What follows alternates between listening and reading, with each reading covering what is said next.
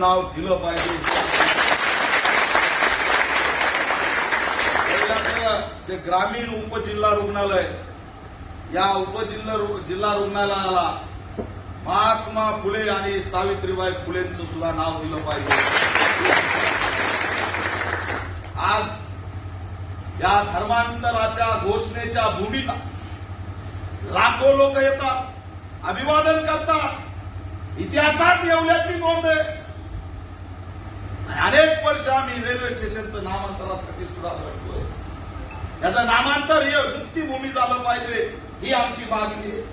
यासाठी सुद्धा आम्ही आता संघर्ष तीव्र करणार आहे। दुर्दैव आहे की या ठिकाणी आंबेडकरवादी समजणारे, बहुजनवादी समजणारे हे नावं घेत नाहीत। आज लाखो लोक मुक्तीभूमीला येतात, लाखो लोक या ठिकाणी अभिवादन करतात।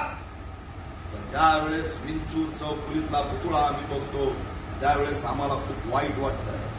काय अवस्था आहे त्या पुतळ्याच्या बाजूला? तिथं पार्किंग केलेली, तिथं अतिक्रमण आहे। तुम्ही दुसऱ्या महापुरुषाच्या पुतळ्याच्या त्या ठिकाणी असं करू शकता का?